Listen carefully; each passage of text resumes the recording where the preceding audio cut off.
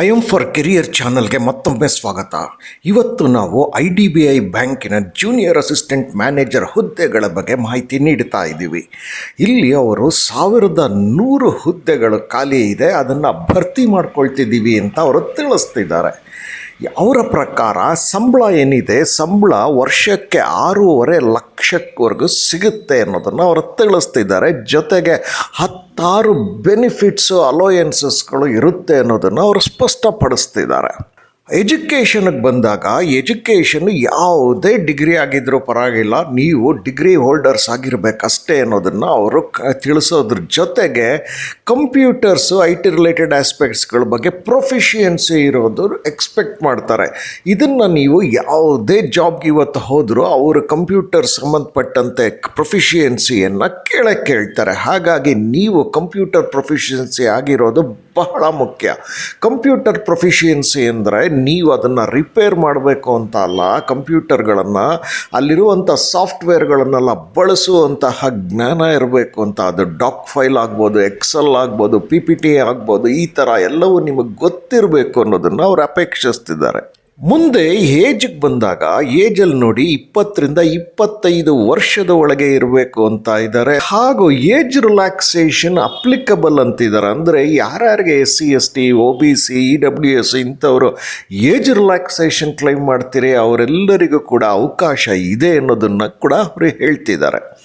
ಈ ಮಾಹಿತಿಯನ್ನು ನಿಮಗೆ ತರ್ತಿರೋದು I M for career channel. ಇದರ slogan my path my future.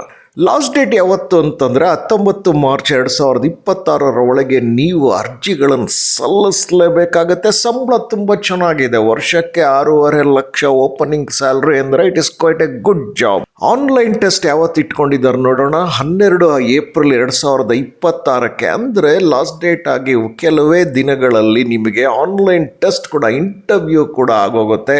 ಇದು ಬಹಳ ಒಳ್ಳೆ ಸಂಕೇತ. ಯಾಕೆ ಅಂತಂದರೆ ಎಷ್ಟೋ ಕಡೆ ನೀವು ಅರ್ಜಿ ಹಾಕಿ ವರ್ಷಾನುಗಟ್ಟಲೆ ಕಾಯಬೇಕಾಗತ್ತೆ ಇಂಟರ್ವ್ಯೂಗೆ. ಇಲ್ಲಿ ಕೆಲವೇ ದಿನಗಳಲ್ಲಿ ಮುಗಿತಾ ಹೋಗುತ್ತೆ, 1 ತಿಂಗಳ ಒಳಗೆ ನಿಮಗೆ ಇಂಟರ್ವ್ಯೂ ಕೂಡ ಮುಗಿದೋಗುತ್ತೆ.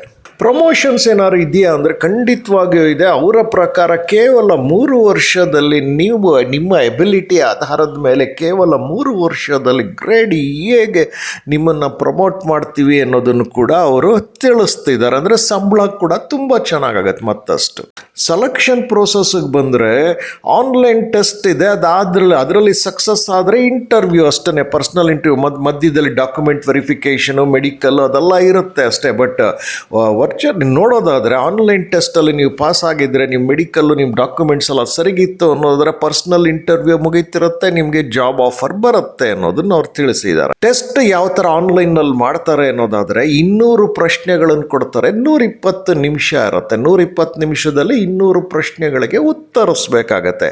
ಹಾಗಾದರೆ ಯಾವುದ್ಯಾವ್ದ್ರ ಬಗ್ಗೆ ಕೇಳ್ತಾರೆ ಅಂದರೆ logical reasoning, computer IT, data analysis ಮತ್ತು interpretation, English language, quantitative aptitude, general economy, banking ಅವೇರ್ನೆಸ್ಗೆ ಸಂಬಂಧಪಟ್ಟಂತೆ ಪ್ರಶ್ನೆಗಳನ್ನು ಕೇಳ್ತಾರೆ. ಅದನ್ನು ಉತ್ತರಿಸಬೇಕು. ಆನ್ಲೈನ್ನಲ್ಲಿ MCQ ಥರ ಇರುತ್ತೆ, ಅಂದರೆ ನಿಮಗೆ ಮಲ್ಟಿಪಲ್ ಚಾಯ್ಸ್ ಕ್ವಶನ್ಸ್ಗಳು ಇರುತ್ತೆ ಅಲ್ಲಿ.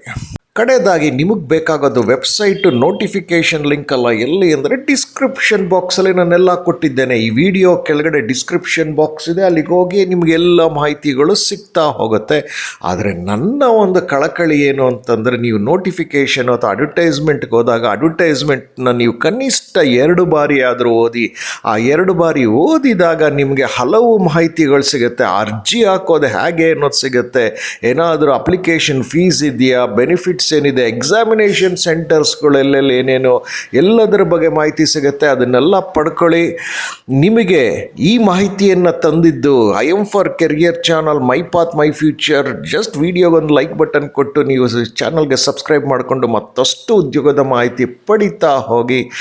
ಒಳ್ಳೆಯದಾಗಲಿ.